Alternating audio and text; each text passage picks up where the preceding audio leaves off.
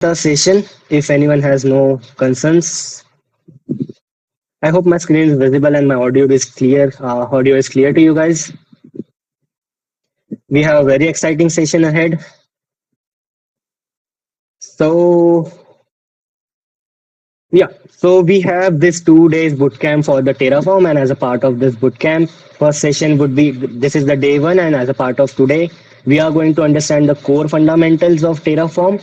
So we are going to cover a lot of concepts, whether it is the Terraform state file or Terraform state management, Terraform workflow. I have created this detailed PPT as well, so we will do the practical hands-on as well. So whether it is the resource blocks or variables, if you are beginner to the Terraform, so it is again a beginner friendly, you can say the session. So we have a lot of things to learn over here. So I hope you guys are excited with this. And again, without wasting any time, let's get started with the session. So before just jumping over the Terraform, we will try to understand what is the IAC. Again, a lot of people might have heard this word that is IAC. So what exactly it is? Yes, Sahil, can you start the recording? Oh, yeah. Thanks for Yeah, that remembering. is the infrastructure as a code. I'm right. Yeah, that is right. Let me just start the recording. Okay. So, yeah. So before just jumping over the Terraform, we will try to understand what exactly IAC is. So basically, IAC stands for Infrastructure as Code, and as the word suggests, okay, let's just get into the agenda for today's session. No. So this would be the session wherein we will try to understand the core fundamentals of Terraform. The first section would be the introduction to Terraform. Again, it is basics. Then we will try to set up and install the Terraform over our system. Again, after that, we will be understanding the Terraform configurations and modules. And in this Terraform configuration, we will be understanding resource blocks, variables, output.tf, and all that files. Okay. Again, as a part of this modules, we will try to understand the best practices and the modular approaches that we can follow while writing the Terraform configuration files. Once it is done, we will then move to the Terraform state management, wherein we will try to understand what exactly the state file is and how to implement the remote backend and state log mechanisms. Okay. Again, once it is done, then we will move ahead with some advanced Terraform features, wherein we will try to understand Terraform provisionals and then Terraform import and all that stuff. Okay. So as I said, we will try to understand the IAC, that is the infrastructure as code. Now, as the word suggests, infrastructure. See, let's take an real-time example. So you have a requirement wherein you are asked to create 100, let's say 100 virtual machines. Okay. So if it is specific to AWS, you will call it a EC2 machines, right? So you are asked to create 100 EC2 machines, or let's say 100 S3 buckets. Okay. So there are two ways to do that. Either ways, you can do it manually, or otherwise you can do it using the infrastructure as code tools. So there are multiple tools present into the market. You can, for example, Terraform. There is this cloud formation stacks, and again, if you are working with Azure, then there are this Azure RM templates, right? So let's first take an example of manually creating the resources. So there are, see, if you are creating the resources manually using the GUI or the AWS console, there are a lot of challenges with that. So for example, we will just cover few points. So first point would be manually configuring the servers. So if you are manually configuring the servers, there is a high risk of human errors, right? Obviously, it is very much basic that there can be a risk of human errors, and these human errors can then result into your inconsistencies into your infrastructures. Okay, this is one challenge. One challenge that you can face. The second challenge you can face is whenever you are creating the resources or managing the resources manually, there is no way you can do the version control, right? And again, if you are handling a complex infrastructures, maybe the AWS three-tier applications or like that, it is very important to do the version control, because let's say you have any trouble with your architectures or your application. So it would be very tough for you to manage the infrastructure if you have already created using the manual approach. Okay, this is the second point. Again, the third one is if you are asked to create 100 virtual machines one by one. So it is very time consuming, right? And the last but not the least, limited automation. So as you know that DevOps is basically the automation, right? So if you are doing it manually, it doesn't really make sense, right? So to mitigate or to address all these challenges, there is this concept of infrastructure as code. Now, what does it mean? Infrastructure as code is that you will create and manage all the resources that is created as a part of this infrastructure as code, and you will follow the systematic and automated approach to achieve this or to address all these challenges. So, if you are doing it using the infrastructure as code tool, you will have a very less intervention, manual intervention, leading to very less human errors. Again, there would be a proper version control into the place. There would be this, it would be very less time consuming. Like you can just create 100 resources, maybe just in a matter of time, maybe matter of minutes, right? And again, there is a proper automation implementation into the place. Okay? Now, as I said, that there are multiple infrastructure as tools, as code tools present into the markets. For example, Terraform. I guess there is this Pilumini. I'm not sure the exact word. Again, cloud formation stacks and Azure RM templates. But you might have questioned why exactly Terraform. So the answer to this is because, see, when let's take an example. Let's say you are working with cloud formation stacks. Okay, so it is very much specific to your AWS cloud provider, right? If you are working with formation, so you will be able to create and manage the resources only inside your AWS cloud provider. Okay, so it does not support multiple cloud, right? But it is not similar is the case with the Azure RM templates as well. But if you are talking about the Terraform, this is not the case. You have the multiple cloud support. Just a second. Yeah. So you have multiple cloud support. That means that you can create and manage the infrastructure in multiple cloud at the same time. You can create virtual machines in EC2 or sorry AWS as well as maybe the GCP or as well as Azure as well using the Terraform. Okay. The second thing is we have the state management inside this Terraform. That means I will get into the details with the state management, but just understand this state management has helped a lot for the DevOps engineer to easily manage your infrastructure. Again, the third point is see, Terraform is an open source tool. So there is a huge community that is working on a daily basis on to contribute to this Terraform. So again, a lot of features are added into the Terraform on the day-to-day basis. So it is very up-to-date technology. Okay. Again, there are multiple points that is Terraform offering. Uh, compare with the other tools that you have into the market. So this is why Terraform. Okay. Now again, we have understand the theory part why exactly the Terraform was needed and why exactly the IAC was into the picture, right? So let's get back to the practical implementation of the Terraform. So for that we will try to install and set up the Terraform at the first place. So again, I have installed this VS Code into my machine. Okay, and I do have a Terraform installed already, but let me just do main.tf. Just a second, open it into the integrate terminal. Okay, so if you just do Terraform, Terraform hyphen version.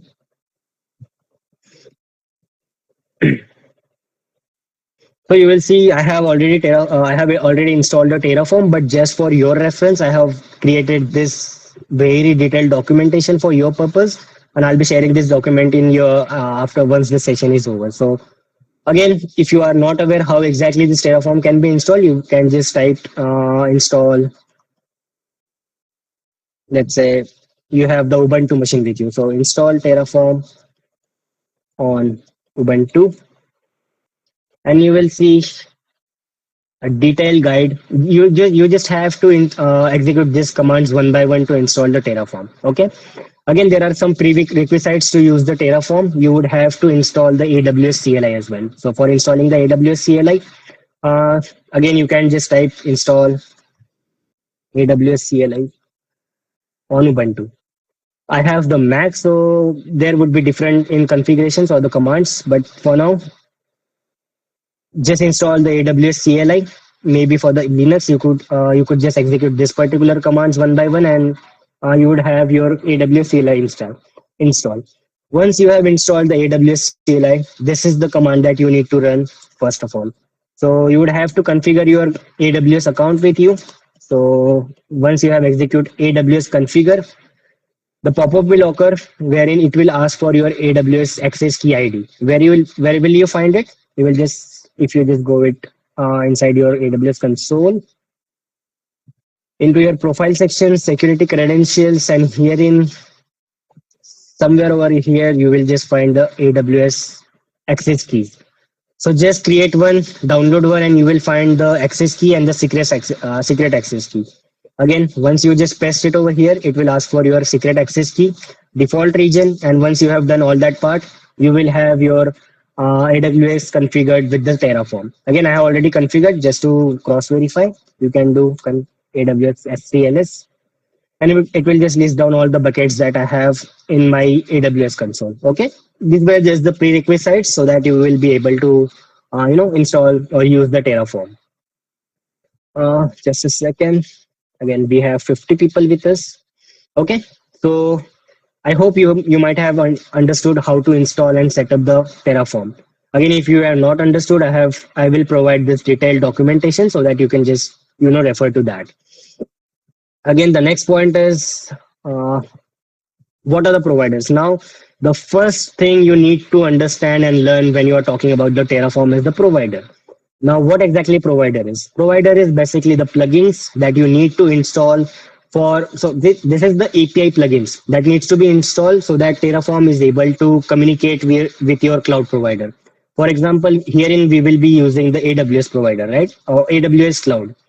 So if Terraform wants to communicate with my AWS account, we would require to install this particular provider. Okay. If I just show you the official providers, let's say Terraform providers. Okay. Oh,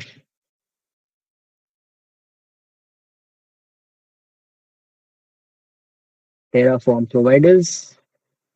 You will see there are multiple providers that Terraform supports. For example, in here you can see official ones. So official partners of Terraform is the AWS, Azure cloud, Google cloud platforms, and Kubernetes.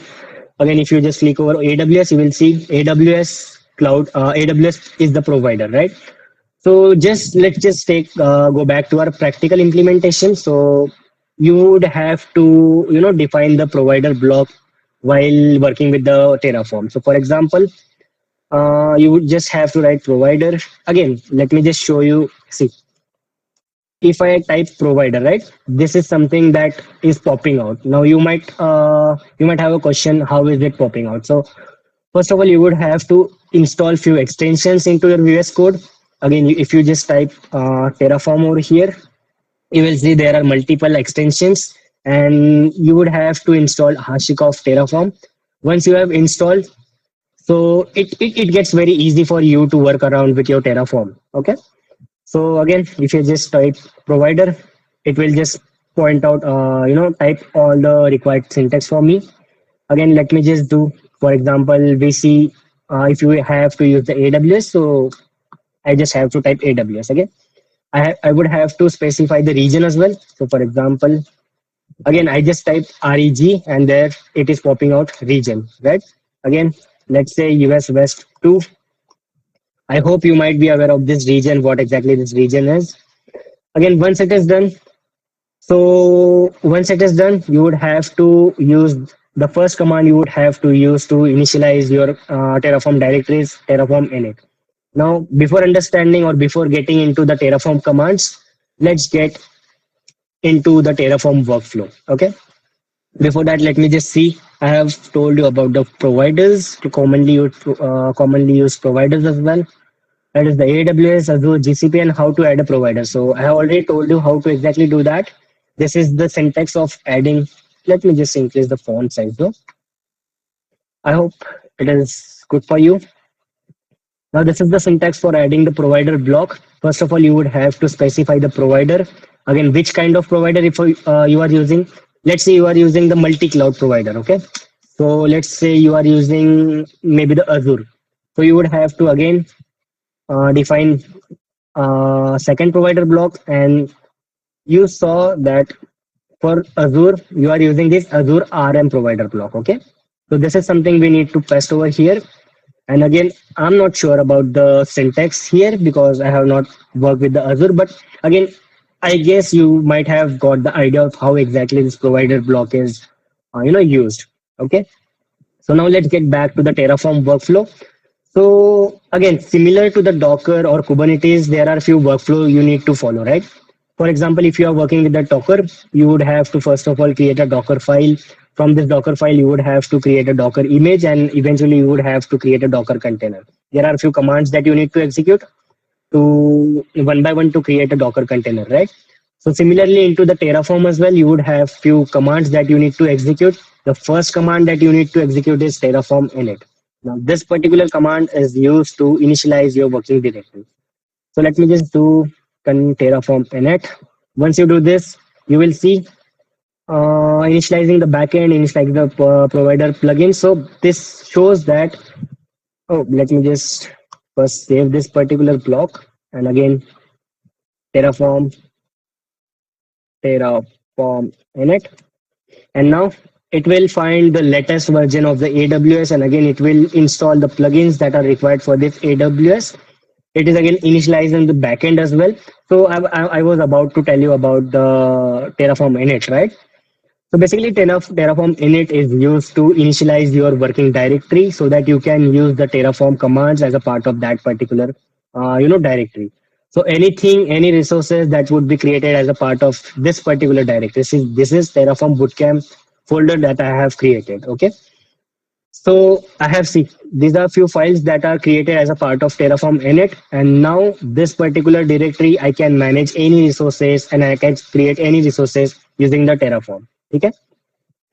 So the first command you will be using is Terraform init. Now let's say I have to create a Terraform resource. Let's say let's create an EC2 instance. Okay. Now we will get back to the details of how to create the resource, but for now let's take an idea. Resource. Okay. AWS instance. I'll explain you whole syntax once this resource is created. But for now, let's name it as maybe the demo EC2. Demo EC2. There are few fields that you need to specify when creating an AWS instance. The first field would be AMI ID. Okay. So AMI ID, let's just copy it using this. Where is my console? Yeah, this EC2. So you just need to copy the AMI ID from the. Let's create an Ubuntu type of machine. Okay. Launch instance. Select Ubuntu, and herein you will find the AMI ID. Let's copy this and paste it over our AMI value. Okay. Again, one more thing you need to specify is instance type. So let's say instance type, and it would be free tier account. Let's say T2 micro, T2 micro, and I guess it is good for now. Let's save the file and create. Now the next what you can say, the command you will be using is Terraform validate. This command is used, just a second. Yeah, this command is used to check if the syntax of your code is right. So if you just do Terraform validate, it will check the syntax of the code and show you if it is right. So let's wait. So herein you can see that it is popping out the message saying success, the configuration is valid. Okay. So this is the second command you will be using to check the syntax errors. The next command you will be using as a part of Terraform flow is Terraform plan. So Terraform plan. Now this command will show the resources that would be created as a part of this main.tf. Okay. Again, I have forgot to tell you the importance of this main.tf. Now, what exactly this main.tf is? It is the file that will store or that will consist of all the resource block, all the variable block, or maybe the output blocks. Okay. So once we get in details with the variables and outputs, we will see in details why exactly this is used. Okay. But again, there is a better way to define your main.tfs or variable.tfs. I'll get back to it. I'll get back in it as well. But for now, let's understand why exactly this Terraform plan is used. So herein you can see that we are going to create a Terraform, EC2 machine. So you can see a lot of things would be created, EMI ID specified over here, and a lot of things would be created as a part of this particular Terraform block. And to be see herein, it is not actually creating the Terraform, AWS, EC2 instance. Okay, it is just showing what exactly would be created as a part of this Terraform plan. But once you do Terraform apply, the next command is this Terraform apply. Okay, so once you do Terraform apply, now the actual resource would be created. So let's see if we can create the Terraform or the EC2 machine. So once you do that, you will see a AWS instance with name demo EC2 is creating. And let's see if it is successfully created. And we will just verify it in our EC2 console or the AWS console as well. So it is still into the creation mode, and it is showing that, okay, one resource was created. Let's validate it into our instances. And okay, this is the newly created instance, this one. It is still into the initializing phase. And now we have successfully created the first resources as a part of Terraform. Okay. Again, we will get back into the details how exactly this Terraform resource block is specified. But for now, you understand the Terraform workflow. First of all, we are going to use the Terraform init to initialize the directory. Next, we'll be using the Terraform validate to check the syntax. The next thing we will be using is Terraform plan to see what resources we are going to, create. Again, you can skip the Terraform plan, but it is not the very good way to see the things, because again, before just actually creating the Terraform resources, it is very much important to see what exactly you are going to create, right?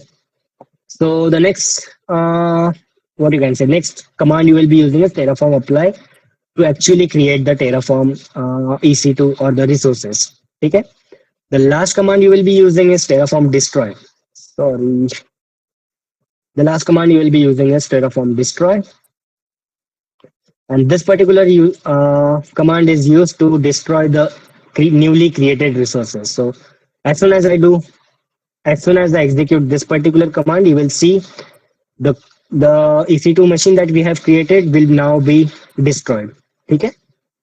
Again, we will verify it as well. So if I just refresh it, you will see that the newly created EC2 machine would be into the destruction mode. So okay, let me just do the yes. Okay, it is showing the destroying, and if I just do refresh, now you will see it is shutting down. So we have not even touched this AWS console. It is all taking place using the Terraform. Okay. So now I hope you have understand how exactly this workflow, Terraform workflow, um, you know, just a second. Okay. So now we have successfully destroyed the EC2 machine that we have created. And now again, we have understand the Terraform workflow. So let's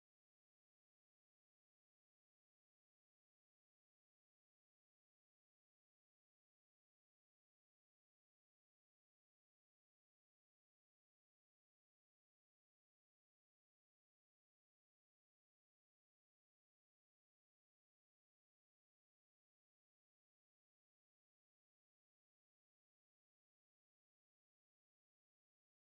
exactly we can create the Terraform EC2 machine. Create EC2 machine. Okay. So for that, you would say EC2 block. So it doesn't really matter. You can just say random words to this, but let's name it demo EC2. Okay. Now, once it is done, see, this is something that you don't need to mug up, because it is this Terraform uses this HCL configuration language, right? And it is not a coding language. So it is basically the pre-written or predefined language, right? So you just don't have to mug up all these things. Just go over the official documentation of Terraform, and you will find a bunch of resources and everything that you can do or play around with the Terraform. So just do Terraform. What you can say? Just do Terraform. Oh, and you will find a lot of resources into the doc section. See in here, let's say install guides and all that stuff, and you will find the resources block as well. I think where is that? Let me just see. Terraform resources. You can just refer to this whenever you are creating the resources. So okay, resource block, Terraform blocks, backends, modules, AWS instance, EC2. I'll just share the link in the group once the session is over. But again, you have to just refer to that particular Terraform documentations for the resource creation. And for now, let's get back to the practical session. So again, as a part of this AWS instance, you would have to see if you know how to exactly manually create this AWS instance. For example, let's launch an instance. So first of all, you would have to name the instance. Let's say this again, Ubuntu. So once you select this Ubuntu, it means that you are specifying particular AMI ID, right? So this is the mandatory field that you need to specify whenever you are creating the AWS instance. Okay. So let's say AMI. Okay. Let's say let's pass this particular thing, that is the AMI ID. This means that we are going to create an Ubuntu type of AWS or EC2 machine. Okay. Now let's again see what are the mandatory field that you need to specify. So you need to specify the instance type as well. Okay. So same thing we will be specifying into the Terraform block as well. So for example, instance type, it is just popped out. Again, let's give it a value of T2 micro. This is the free tier account or free tier machine. And I think we are good to go because everything apart from this would be the default setting. For example, you would have this network settings would be default because it will be using the default VPC subnets and all that stuff. And again, the it will create a 8 GB of machine. So everything apart is the default settings. So these are the mandatory things that you need to specify. Okay. Again, let's take one more example. Let's say you have to create let's say the S3 bucket. Okay. So again, you will be specifying a different resource block over here. For the S3 bucket, you would have to say S3 bucket, and let's name it maybe the Sahil. Again, remember that this is not the name of the S3 bucket, but it is the name of this particular resource block. Okay. For specifying the name of the bucket, you would have to say bucket, and herein you will specify the value. Again, you might have been aware of that S3 bucket should be of the unique name. So, for example, let's say Sahil, any random thing. Okay. So once I execute this particular thing, let's save the file. Where is my integrated terminal? Open the integrated terminal and let's do Terraform plan. Let's see what resources we will be creating as a part of this main.tf. Again, see, this is very important file. As soon as we do the Terraform plan, this file was created. That is the Terraform tf state. We will get in details with this, but for now, it is showing that two resources would be created. If you just scroll up, you will see S3 bucket would be created with name Sahil. Again, this is just the name of the resource, and the name of the bucket would be this random name. And the second resource that would be created will be EC2 machine. Okay. So let's do Terraform apply -- auto approve uh, auto approve.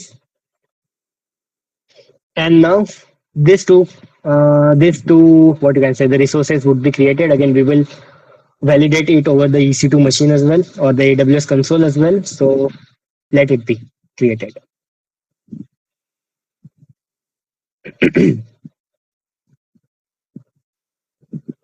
Yes, we can write using the count.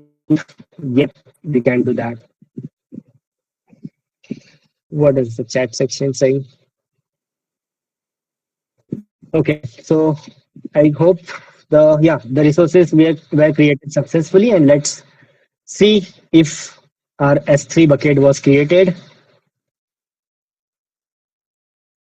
with name. This random name was just now created at 4:32, right? It is 4:33 and it was recently created.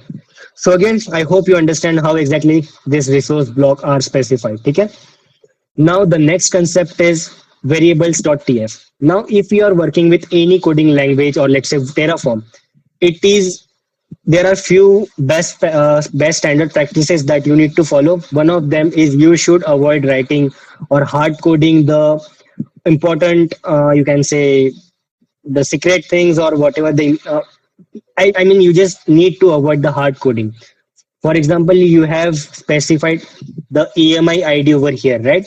But that's not the standard practice. The best practice would be to define a variable and use that particular or call that particular variable into this EMI ID. So let's try to understand how exactly it is done. So for that, let's create one more file with name variables.tf, and we will just specify AMI ID, and we will create two blocks, one for the AMI ID and second for your instance type. Okay, how exactly it is done? For example, it would start with the variable block. Again, let's name it maybe AMI ID, or let's name it just the AMI ID maybe. And again, there are few things that you need to specify. For example, description. Again, this is just the optional field, so you can just skip it out. But again, it is easy for you to understand why exactly this particular block is written. No, so you can say this is the AMI ID for EC2. Again, there is one more thing, type, and you would have to specify the value. For example, string. Again, one more thing that you need to do is default. Okay, and in here you will paste the AMI ID that you have hard coded. So just copy it over from here and paste it into the variable block. So this is how you will write the Terraform block. Again, let's create one more Terraform block for your instance type. For example, variable, and let's name it instance type. Again, let's specify description. Let's just remove the description block. And again, type would be string and value would be or default would be let's say T2 micro. Okay. Okay. Now we have created two variable blocks.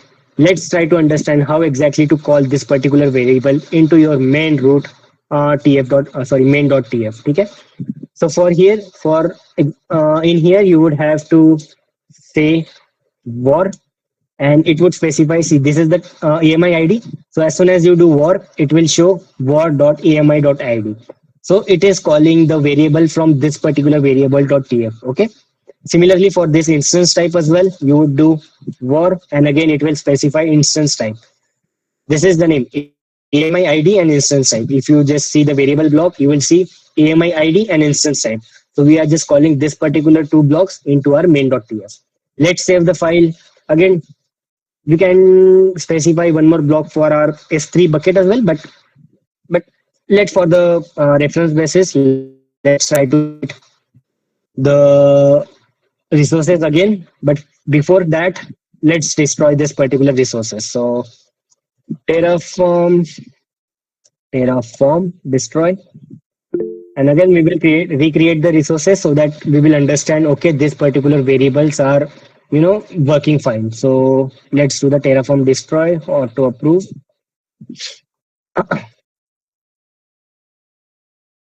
Hmm. Has where's the Is it okay if we can just cover the at or we can just take the Q&A session at the last of the session? So it would be helping me to maintain the flow. Reference to the undeclared input variable. Okay, it says Terraform type. An input variable with the name is has not been declared. Variable can be declared with the YZ. Instance type. Mm-hmm. Description. I prefer this instance. Let's see why is it not working. uh, Terraform. And acha, we have already. Let's remove this file. Okay, we created this particular file before destroying the existing infrastructure. No. What should we do again? Let's do the Terraform apply again, so it will show that your configuration is up to date. So it will show that okay, we are perfectly using the variable block. So let's say Terraform apply. If it is showing the this message, Terraform apply has no command name Terraform. है अच्छा.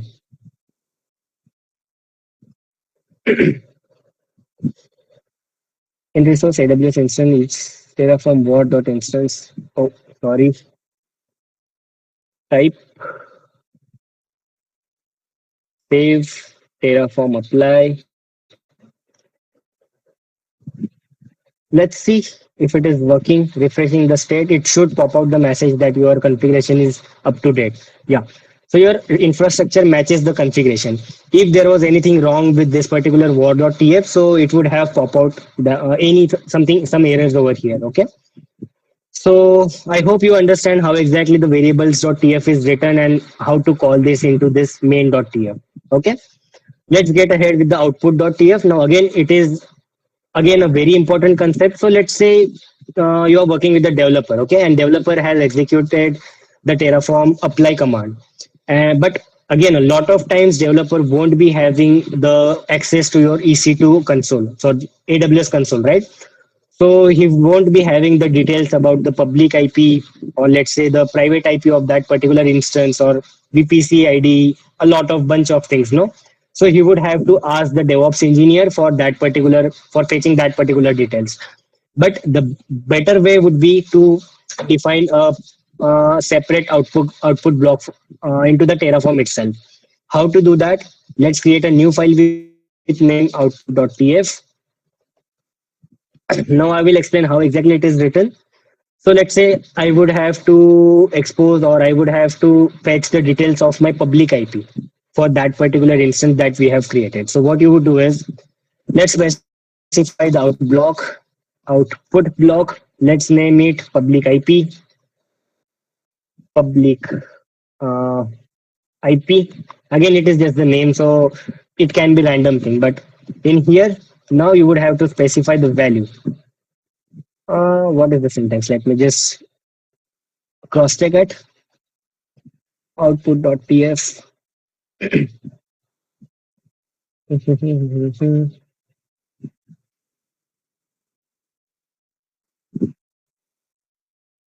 Let's just verify the uh, Terraform output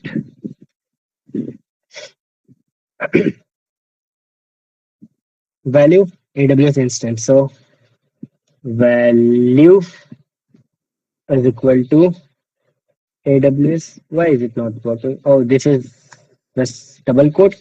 Okay, so again it will pop out. So let's say value is equal to AWS instance demo dot EC2, and we require the public IP, right? So again, it would be starting with dot public IP. Makes sense? Let me just give you a quick summary. You would be writing an output block to expose or fetch the details of your public IP for the newly created EC2 machine. For that, you would be creating an output block. Specify the value that says AWS instance. Now, what is it? See, in the main.tf, you have specified AWS instance. The name of that particular AWS instance block is demo EC2, and you want the where is it? You want the public IP for that particular block. Okay, so this is how you will write the output blocks for fetching the details of your public IP. So let's see if we can fetch the details. So let's do Terraform apply, and it must show something related to the public IP. So let's see, why is it showing no declaration found for Terraform var.instance.type. Eh,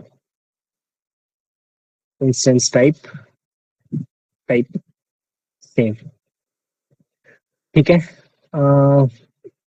Yes, sorry, not here. Let's say yes. And again, I think it should show the public IPC. As soon as we specified the output block in the Terraform, it showed the public IP for that particular instance. So let's just cross verify. It ends with 12.91. So in here, let's see the public IP for our instance as well. Which one was that? 12.91, right? So this is how this Terraform variables.tf helps, and the output also helps. Okay. Now, once we have covered the outputs and variables, let's get move ahead. Let's move ahead with the modules. Now, let's take a real-time example. So let's say you have a very complicated architecture or infrastructure wherein you have a three-tier architecture, which includes a EC2 machine, RDS, a lot of VPC configurations, internet with gateways, and all that stuff. No. So just to write it as a part of only this particular main.tf, it would be very hectic for you, right? Because it would be very lengthy file. And let's say you have any trouble with a specific block, maybe with the VPC block. So it would be very tough for you to identify the issue quickly, right? So for that, we would follow, or organizations are follow the modular approach, wherein we will be specifying different resources into the different separate modules. For example, if you are creating the EC2 machine, so you will be specifying it into the different, what you can say, the modules. Just a second.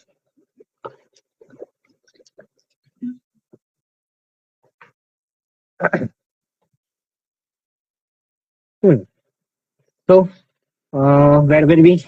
Okay, so for example, we are creating a EC2 machine, so we will be creating a different module for that particular thing. Again, let's say for the S3 bucket as well, we will be different creating a separate module for VPC as well. So what advantage the modular approach is giving us is it is giving us a feature of reusability of the code.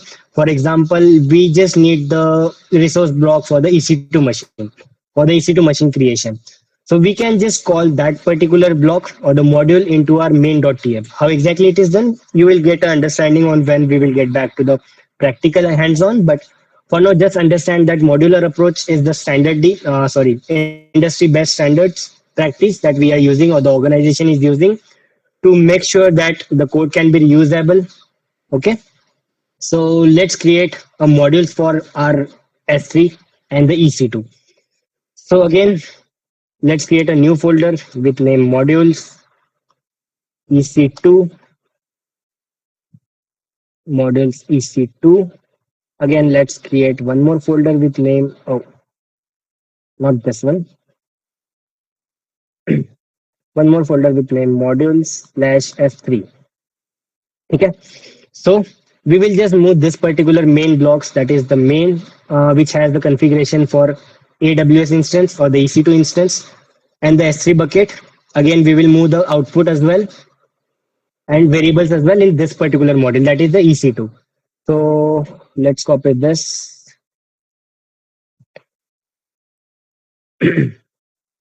X. Oh, let's paste it over here.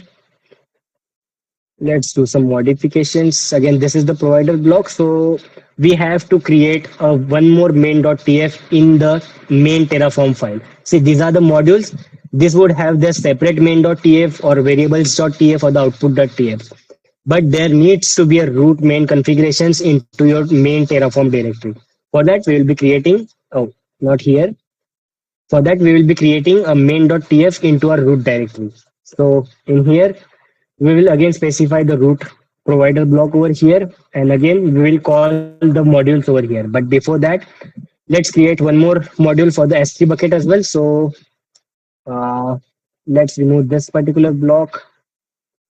Again, let's copy this S3 bucket from here to S3 here. So let's create one more main.tf here and pass the specific configuration for creation of S3 bucket in this particular module. Okay, so we have now two separate modules, one for the EC2 machine and one for the S3 buckets. Okay, so again, let's cross verify if anything that we need to remove. Okay, we need to remove this particular block. Okay, makes sense. I hope everything is clear till now. till now I will just summarize. We have created the EC2 module, separate EC2 module, and S3 module. Now again, we will create one more file over here for the variables.tf for particularly S3. So let's give it a name as variables.tf. Again, let's create one more variable block for here. Name it maybe bucket ID, uh, bucket ID or bucket name maybe. And again, let's specify few blocks. So for example, we would have to give description. Let's specify this. This is bucket name. Again, type would be string is equal to string. And one more thing is default is now this is where it will consider the name. Okay. So let me just cross verify. I have this particular thing over here, variables.tf. Yeah, that's right. So where are we? Let's just remove this particular block because this is something we will specify into our this main.tf. Okay.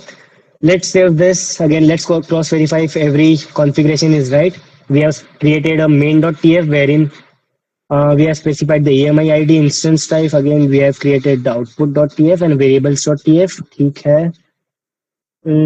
Okay. And again the S3 as well, main.tf.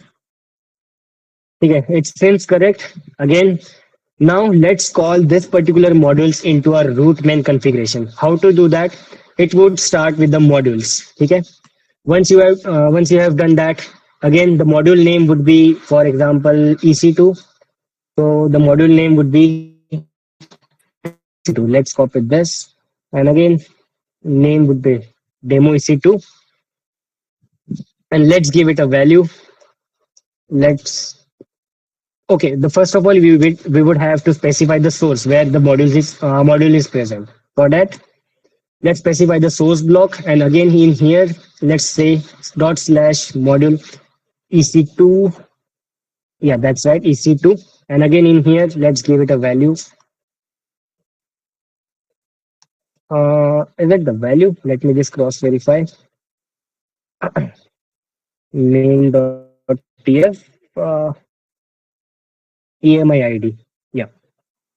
So just specify the EMI ID again. Let's copy this from here.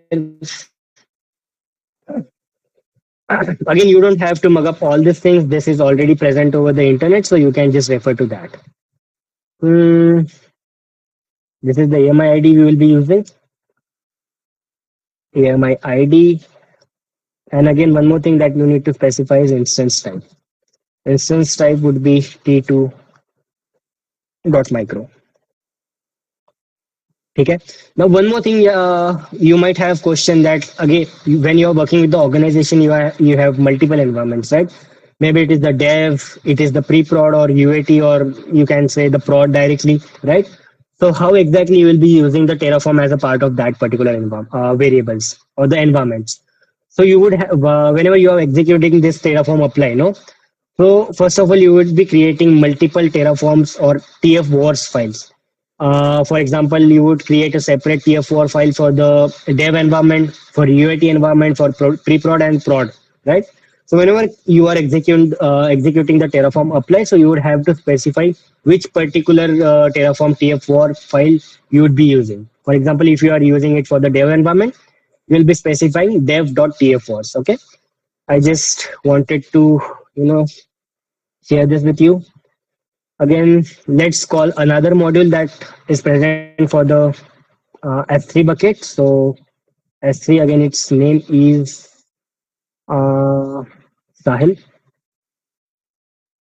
main.tf Sahil, and let's specify bucket name. First of all, specify the source. So SOUR source. Oh,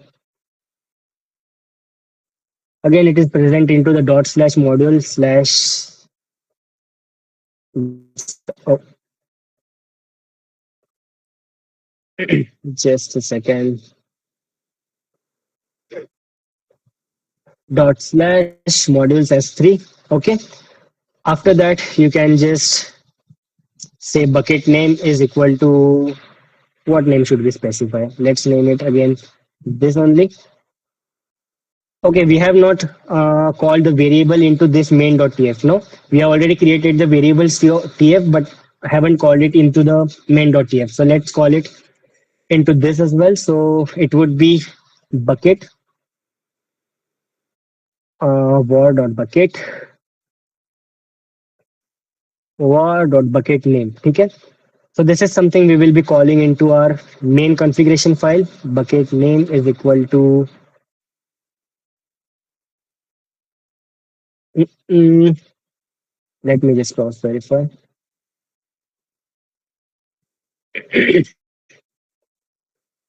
Where is it?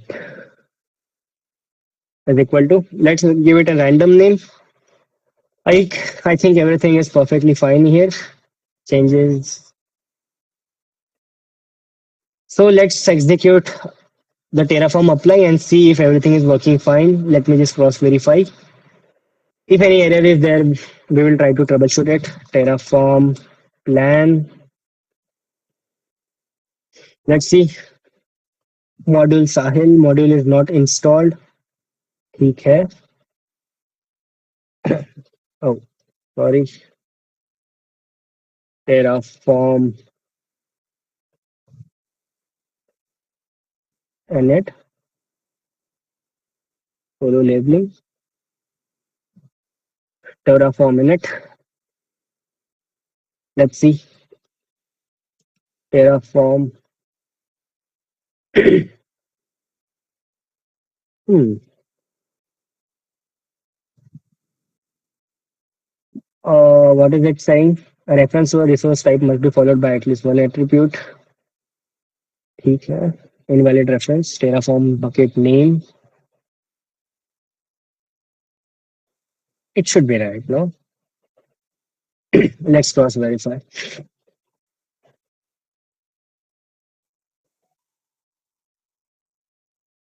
Oh, we forgot to mention the double brackets over here, double quotes over here.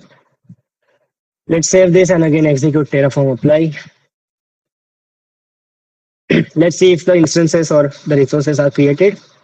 It should pop out that the configuration is up to date. It will show that, okay, the module we are using is of the right format. So let's see.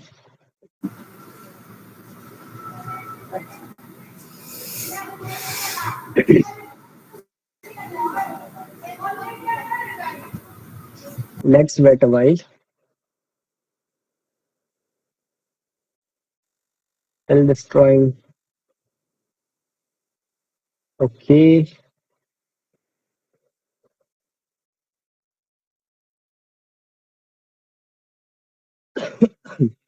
Sorry.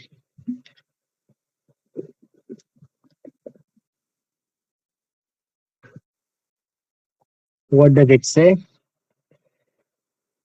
Already owned by you. Okay. Let's again do this. So this is not error. If you just see the S3 buckets, I guess the name a bucket with the same name would have been created over here, right? So it is just showing that okay, you are already the owner of this particular bucket. Okay, it is deleted already. So that means we have already successfully created and executed the modules. If you just do the yes, and I hope you guys understand how exactly to modularize your Terraform files. Okay, Terraform is already owned by you. Okay, it really doesn't matter. So let's clear the screen. So I hope you understand how exactly to modularize the Terraform files. And this is the industry best practices that every organization is following. Okay. Again, we have just specified two modules over here, EC2 and S3. But when you are working with organizations, there are multiple modules related to the VPC, related to subnet IDs or RDS instances, whatnot, right? So again, let's go ahead with the next topic we have. I guess we have covered most of the interview questions. What is the purpose of Terraform modules? I have tried to explain it, the structure of a Terraform module. Let me just show you in brief how exactly Terraform structure looks, module structure looks. So it would look just like this. First of all, or let me just show you it over here only, no? So first of all, you will be having the Terraform main directory where your main Terraform.tf or main.tf would be present. In this, you will be calling the modules likewise. Now, you will be specifying multiple, what you can say, modules in the modules folder. So you would have to specify the source or the path in here. For example, if you have to specify the S3, so there is this path, for example, module slash S3, right? So this is how you modularize your Terraform files. Now let's go ahead with our next topic, that is Terraform state management. Now it is the most important concept when it comes to the Terraform management. I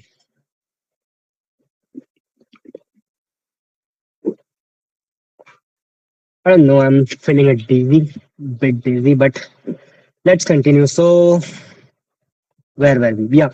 So when it comes down to the Terraform state management, see, if you may have noticed, as soon as we do the Terraform apply, no, a new file with name Terraform TF was created. Now this is the heart of the Terraform.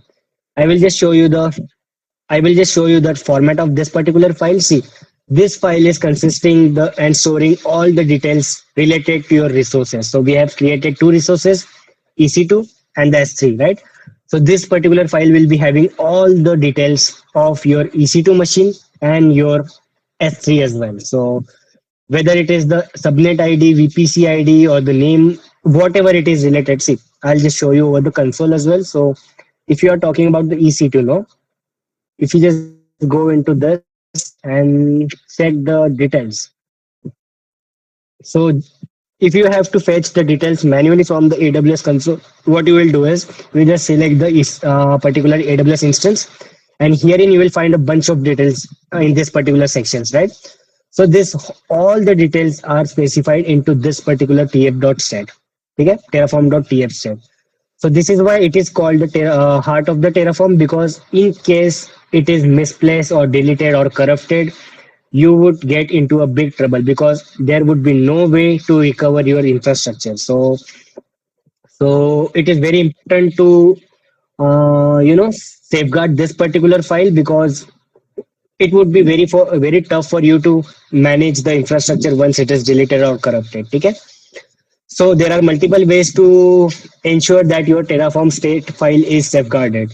How it is, we will get back to that as well. But for now, I hope you understand what exactly or why exactly Terraform state file is used for. Okay. So let me just see if anything else is uh, required. Okay, here is subnet ID and all that stuff. Again, you will see the bunch of details for your S3 as well. Okay, so I have tried to tell you why exactly the Terraform state file is used. Now, I was telling you about how to safeguard this particular Terraform file, no, state file, no. So there are a bunch of ways. There are multiple ways. One way is to store it inside your local machine. The second way is to store it inside your remote repositories, maybe in the, you can say, the GitHub repositories or the Bitbucket repositories. And the third and the best approach is to set up and remote backend. Now, the first two things that I told you is not the industry best practices, because if you are storing the Terraform state file into your local machines, see, when you are working with the organizations, no, you are a team of 3 to 4 or maybe the 5 DevOps engineers. So you are working together over the same Terraform project. So that makes no sense for you to store your Terraform TF state into your local machine, right? Because your colleagues would need to have the access to that particular file, right? So the first approach is does not make any sense. Now when you're talking about storing your Terraform state file into the GitHub repositories, Now again, some organizations are using it, but it is not the best practice because let's say if you are storing it inside your GitHub repository. So what happens is whenever you are creating the resources as a part of your infrastructure, no. So first of all, you would have to pull that particular Terraform TF state into your virtual machine. Again, create the bunch of resources, and then again you would have to push that particular file again into your GitHub repository, right? So it is bit a hectic. And what if a DevOps engineer just forgot to push it again into your GitHub repository? It would be very tough for managing the infrastructure. So, for example, let's say he just forgot to push the what you can say the Terraform state file into your GitHub repository, and again he just executed the Terraform apply. The whole configuration would be misplaced. Okay, so the whole team or the whole organization would get into the trouble because the whole infrastructure would be misplaced, right? So again, this is not the standard approach. The third approach I'm talking about is setting up the remote backend. Now, this is the best practice when you are talking about the AWS instance or the AWS specifically. It is done using, let me just show you the architecture diagram. First of all, let me just see if I have covered all the points. Okay, we have covered the local versus remote state, why it is required, and state file. Okay. Now I will just show you the Terraform architecture, backend architecture, how it is done and how it is set up. Again, we will be doing the practical hands-on as well to set up the backend. But for now, let's try to understand how it is done. So basically, when you are talking about AWS specifically, so you'll be using the combination of S3 bucket and DynamoDB table together to set up this particular remote backends. Okay.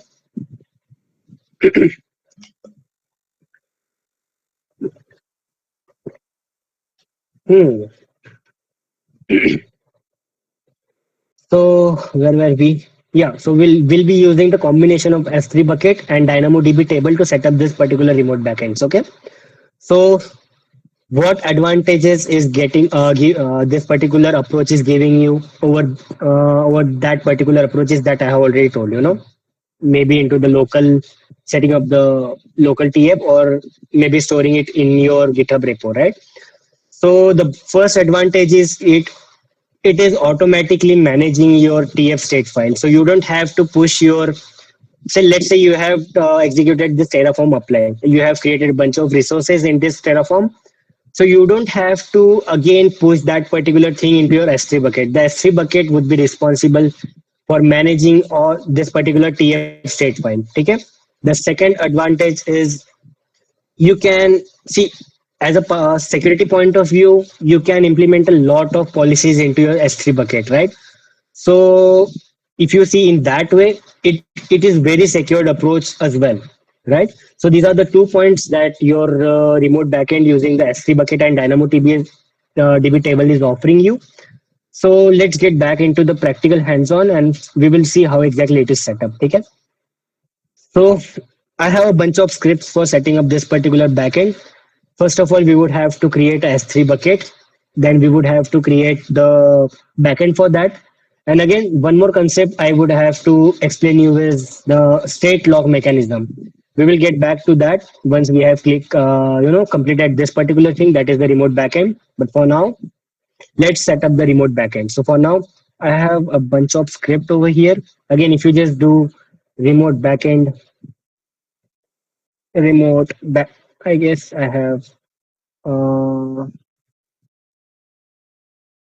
anyways, so backend in Terraform, you will see a bunch of configurations. So you would have to execute this particular thing.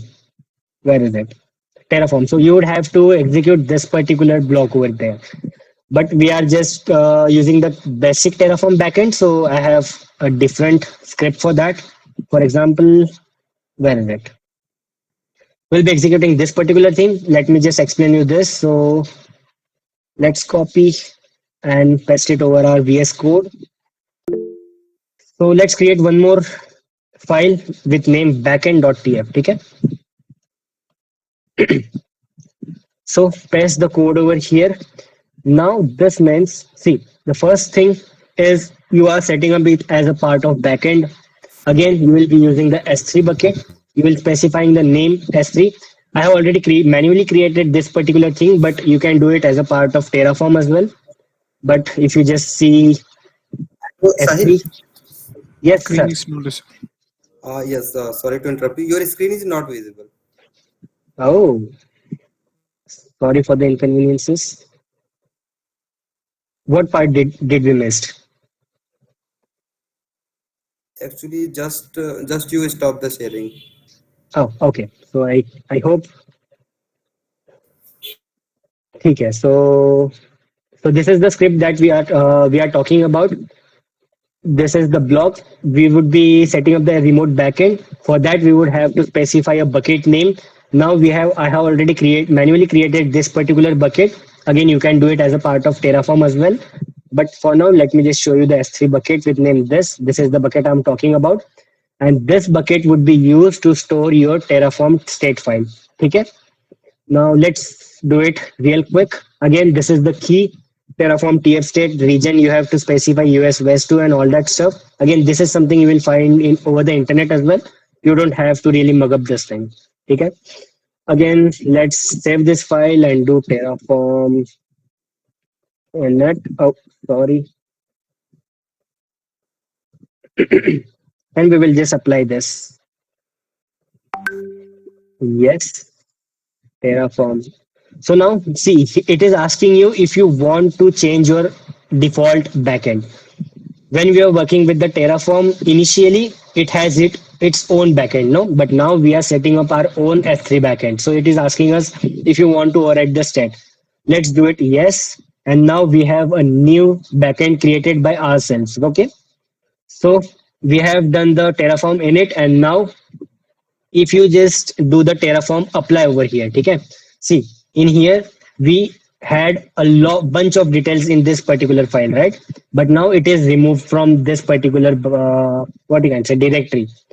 It is just an empty file. But if you just see into this particular thing, that is this, it might have been recently updated. It is 510, and if you just see now, S3 bucket is responsible for handling your Terraform backend or Terraform state file. Okay, so whenever you are doing Terraform apply, it would be automatically modified. The state would be automatically modified into your S3 bucket. Okay, so in this way, you can securely store your Terraform backend or Terraform state file using the S3 bucket. Okay. Now I was talking about the usage of DynamoDB, right?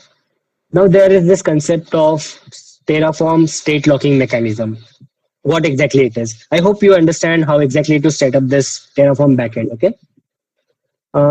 We will have a short Q&A at the end of the session, but for now, we will just go ahead with the Terraform state lock mechanism and why exactly it is used. So let's take a real-time example. For example, let's say you have two DevOps engineer working over the same Terraform project. Okay.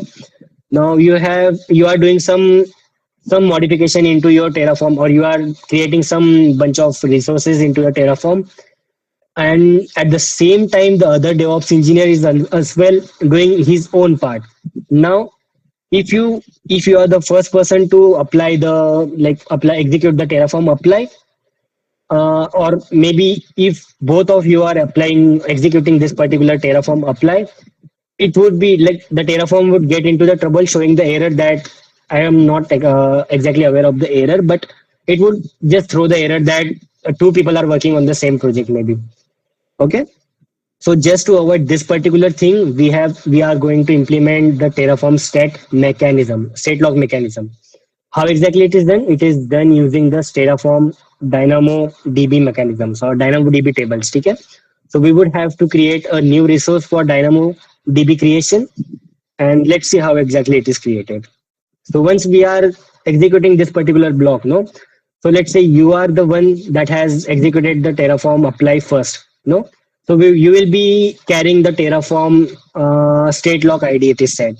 So we'll be carrying the state lock ID, and as soon as the Terraform execution is completed, now this particular state lock ID would be transferred to the other person who is going to execute this particular command, Terraform apply. Okay. So in that way, Terraform handles and manages the resource creations in multiple environments and all that stuff. Okay. Now let's just create the Terraform backend, or not backend, state lock mechanism. This is the script that we are going to use. Again, this is something that is readily available over the internet, and you don't have to mug up this thing. So again, into the resource block, main resource block, we will create a new resource with name. Uh, uh, oh, it was not copied. Copy, paste. Okay. We'll be creating a new resource with name AWS DynamoDB table. Okay. It is just a random name, but for now we have just named it as state log. Again, name is state log, and this is the key I'm talking about. Hash key is log ID. So this is the log ID the first person that is executing Terraform apply would be having. Okay. Now let's try to save. First, just save the file and let's try to do the Terraform apply and see if it is working fine. Okay. DynamoDB missing new line after argument. Okay, let's see. uh, Terraform init. Let's see why is it not working. New line after argument. S. Let's just copy this.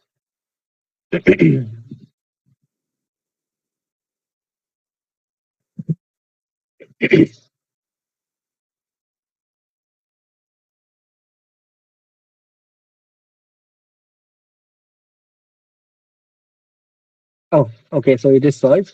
Again, just do Terraform apply. Oh, not the init. Let's do Terraform apply and see if your state log mechanism is implemented. Okay.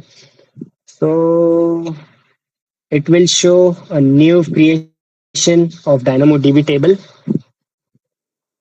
See, plans 3, yes. Okay. Creating S3 bucket. Bucket is already owned by, okay, we can just ignore this particular thing. It is just related to your bucket, but we can just ignore. Okay, this is something we need to focus on. Creating AWS Dynamo table already exists. Acha. Actually, this means that actually I was practicing it before in this particular project. No, so let me just do the Terraform destroy. No, Terraform destroy, and we will try to create Terraform. We will again create the DynamoDB table there.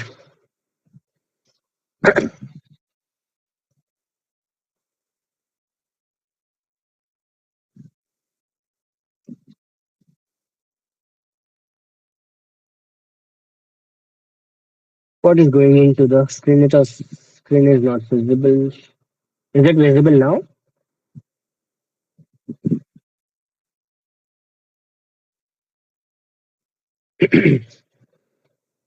मुंह दुख रहा है भाई बोल बोल के. Okay, once it is destroyed, then we will again do execute the Terraform apply in this particular project, and I hope this particular error is not shown into the next part. Let's see. But I hope you guys understand how exactly this particular thing works. No. So again, in the interview, they won't exactly ask you how exactly to, they won't ask you the syntax of this particular blocks, but they would try to understand your knowledge about this remote backends and state route mechanisms. These are very frequently asked questions, that how to implement the remote backends, or you can say how to implement the state lock mechanism. So you should know how exactly to answer that questions. Okay, let's see if it is destroyed. Okay, destruction is completed, and now let's again install or execute this particular step.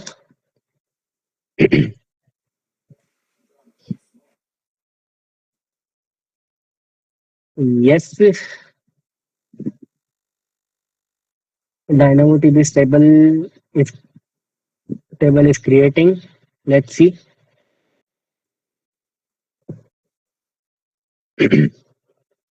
We have covered most of the points. I guess we are just remained with some Terraform advanced feature wherein we were we were about to cover this Terraform provisioners and Terraform import part, but I think due to the time constraint, we would have to wrap up this session into this particular theme only. But still, let's see. Okay, it is related to the content.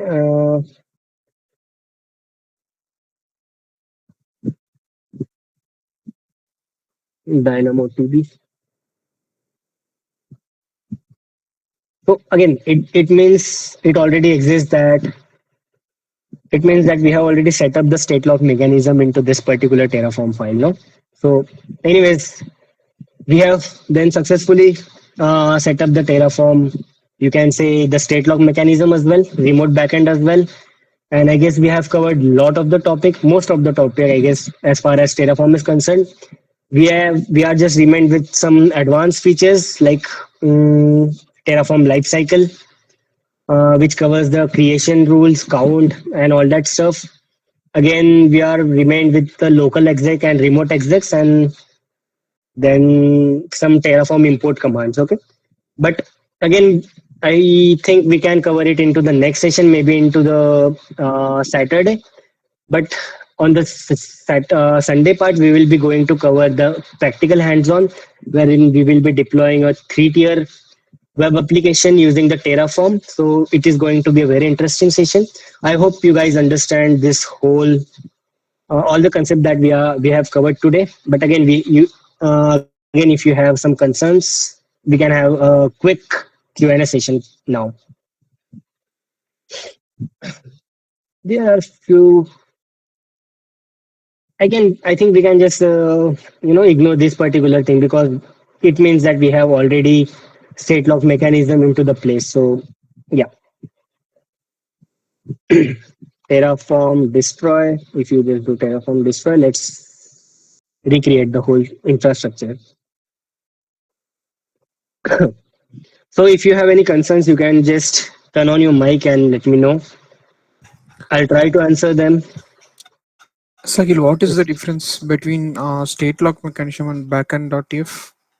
That is the whole different part. No, see, backend is used for storing, securely storing your TF file. No, this particular thing, now we are, as we have set up the remote backend, we are storing this particular thing into the S3, and now S3 is responsible for managing your TF state file.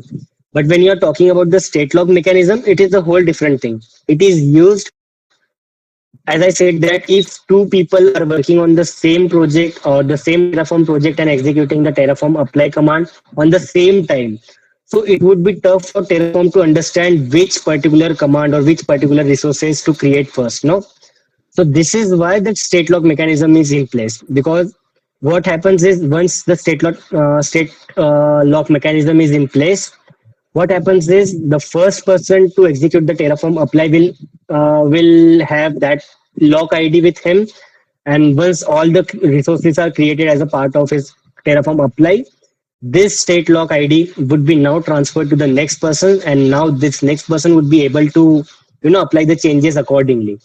So it would be easy to manage the infrastructure. No, so this is the whole different thing. Again, let's create the Terraform apply. So I think Terraform apply. Now the error won't be there. Any more questions, or either ways we can just wrap up the session. I hope you guys has an. Yeah. Hello, Shahil. One question from my side. Suppose Mhm, that in one main.tf file we are having multiple resource block where we are mhm. creating multiple resources. Okay, and Uh-huh. if I want to delete one resources, then what I need to do? I need to destroy command Yeah. with one resources, or what is the approach? Please tell me. See, there is this one command that says Terraform destroy before creation. Okay. So Okay.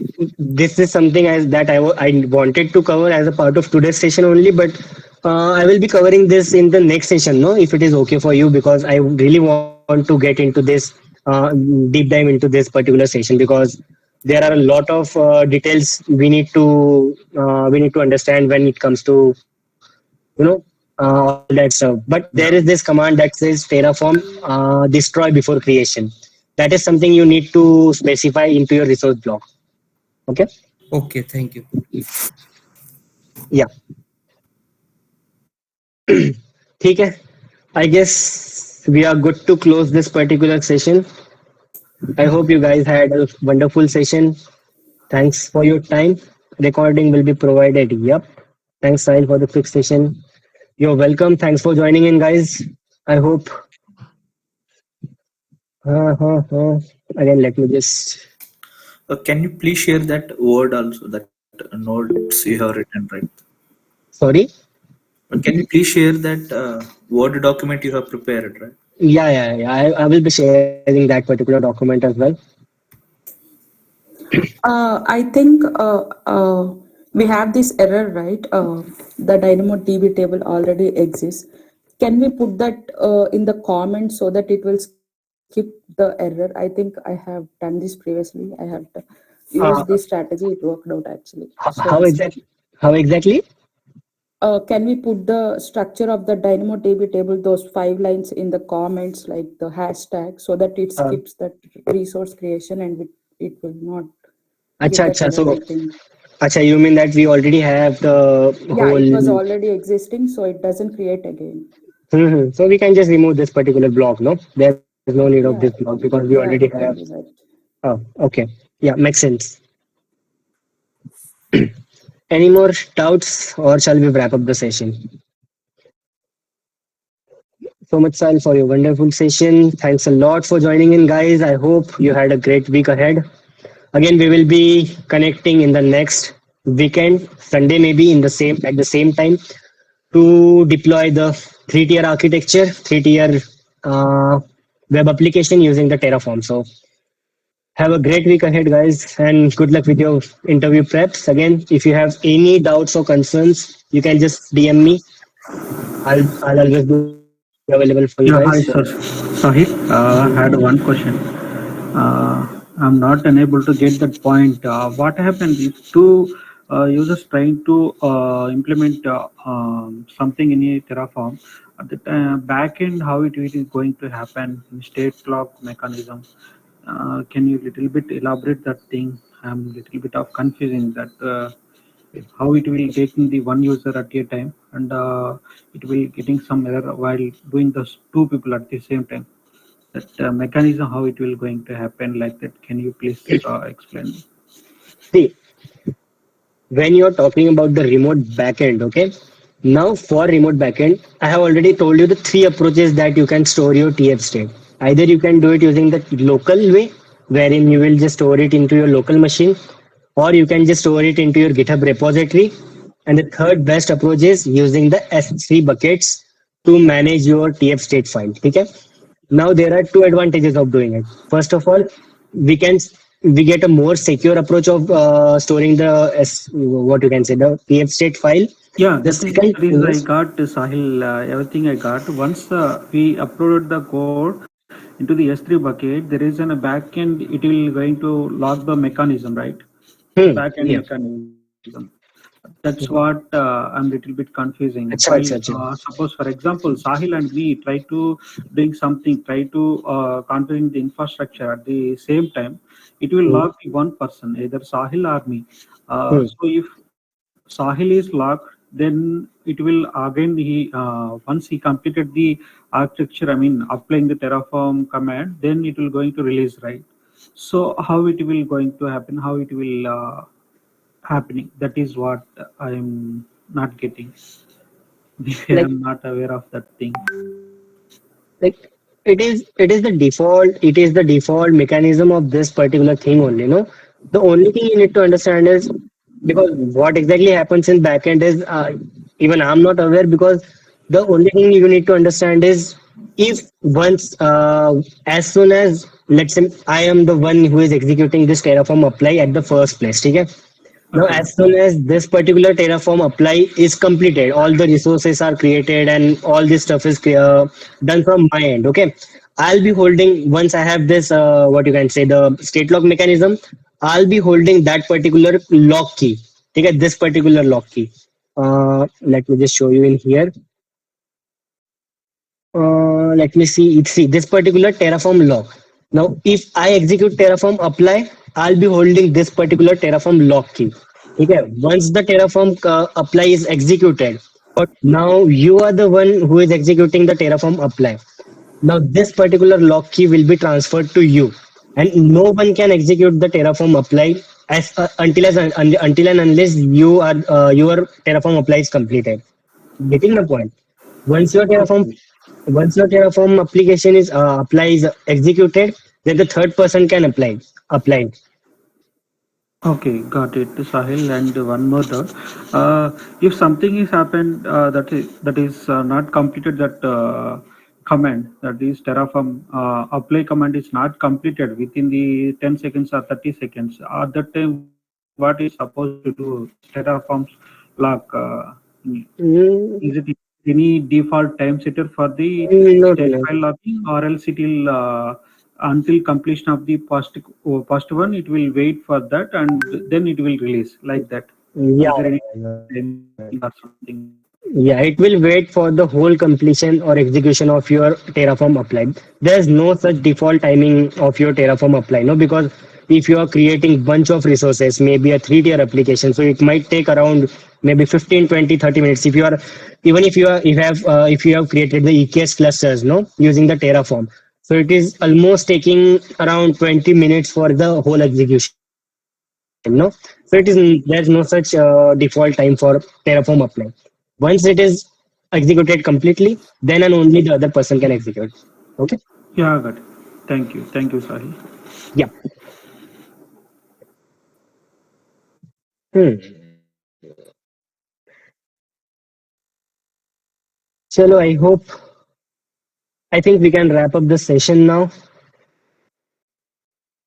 Just to give you a quick overview about the what you can say the provisioners I was talking about, I'll just give you a quick summary about that. No, so what exactly provisioner is? Let's say it is just like the data user. If you are aware of this user data scripts, or it's just like the what you can say the shell scripts. Okay, so whenever you